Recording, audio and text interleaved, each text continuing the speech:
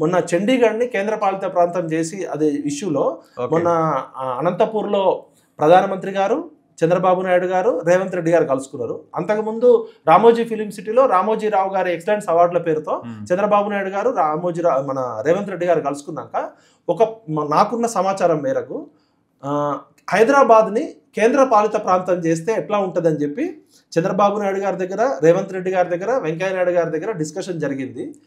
10 సంవత్సరాలు joint capital అనేది అయిపోయింది. ఇప్పుడు ఉమ్మడి క్యాపిటల్ అనేది ఇప్పుడు మనం ఏ విధంగా హైదరాబాద్ వనరులు హైదరాబాద్లో వాళ్ళకి ఆస్తులు ఉన్నాయి.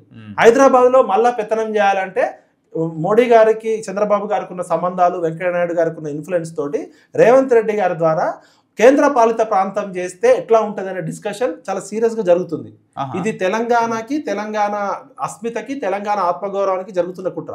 దేశ రెండవ రాజధాని చేయండి, 1 లక్ష కోట్లు 2 లక్షల కోట్లు స్పెషల్ ప్యాకేజ్ ప్రకటించండి, కేంద్ర ప్రభుత్వ ఉద్యోగాలు వస్తాయి, మా అందరికి కూడా వస్తాయి. కానీ కేంద్ర పాలిత ప్రాంతం చేయడం అంటే ఇక్కడ ఖచ్చితంగా కుట్ర చేయడం. ఎందుకంటే తెలంగాణ ఉద్యమం పేరుతో మనం 70 ఏళ్ల దోపిడీ, హైదరాబాద్ లేకపోతే తెలంగాణ ఏంటండి? అంటే తెలంగాణ మీద మళ్ళా పెత్తనం చేయడానికి సీమాంధ్ర పాలకులు జరుపుతున్న కుట్ర. ఈ కుట్రను ఎట్టి పరిస్థితుల్లో తెలంగాణ సమాజం క్షమించదు.